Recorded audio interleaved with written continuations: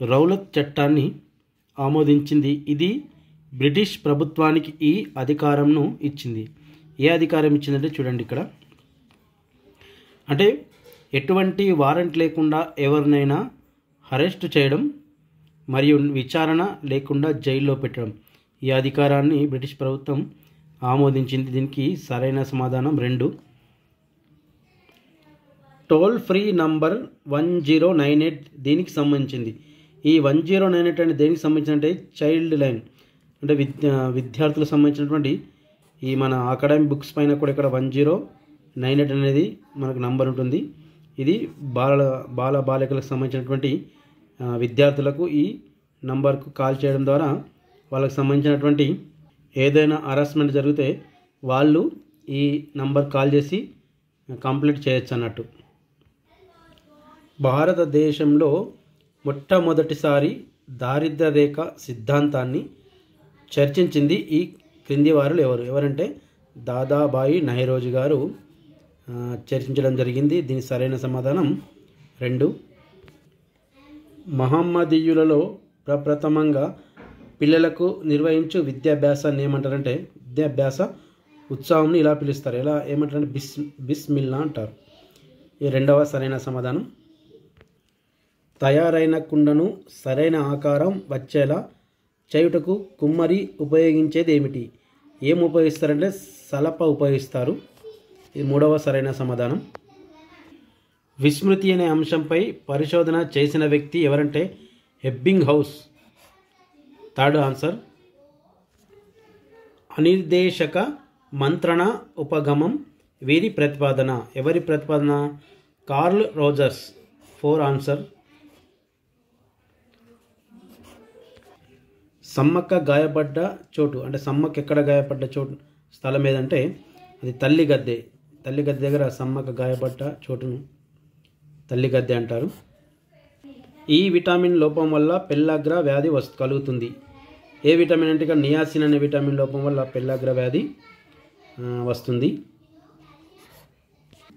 ఇది విద్యార్థి కేంద్రక బోధన పద్ధతి. ఏది? అన్వేషణ పద్ధతి. విద్యార్థి కేంద్రక బోధన పద్ధతిని, అంటే ఉపన్యాసం కాదు, ఉపన్యాస ప్రదర్శన పద్ధతి కాదు, చారిత్రాత్మక పద్ధతి కాదు, అన్వేషణ పద్ధతే విద్యార్థి కేంద్రక బోధన పద్ధతి అన్నట్టు. గౌతమేశ్వర దైవాలయం ఉన్న ప్రాంతం ఏదంటే మంతని. ఈ మంతనిలో ఈ గౌతమేశ్వర దేవాలయం ఉంది. 4th answer right.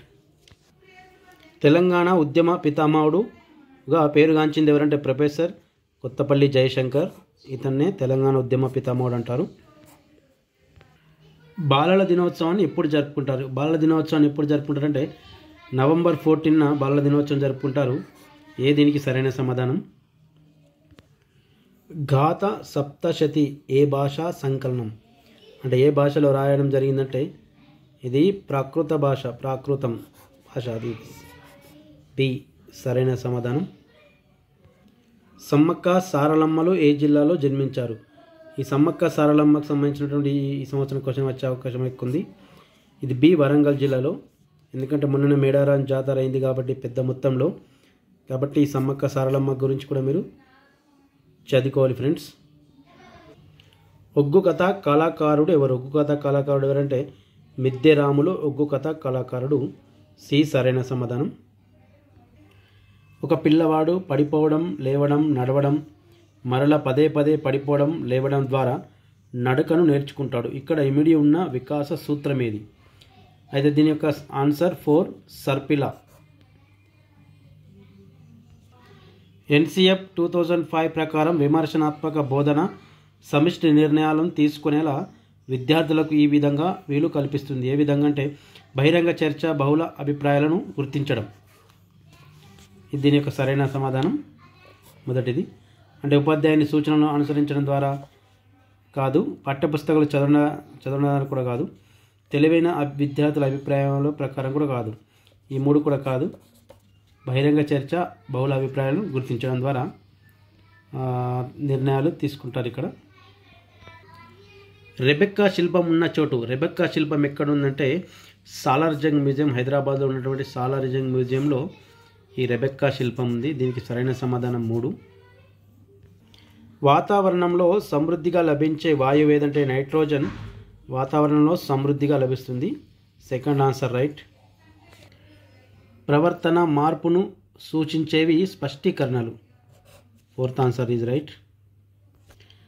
గణిత శాస్త్రం అవసరమైన నిర్ణయాలను రాబట్టును అని నిర్వహించింది ఎవరంటే బెంజమిన్ పియర్స్. గోధుమ పిండి అనే అర్థాన్నిచ్చే తెలంగాణ పదం సైదం. సైదం పిండి అంటారు దీన్ని. గోధుమ పిండిని సైదం పిండి కూడా అంటారు తెలంగాణలో.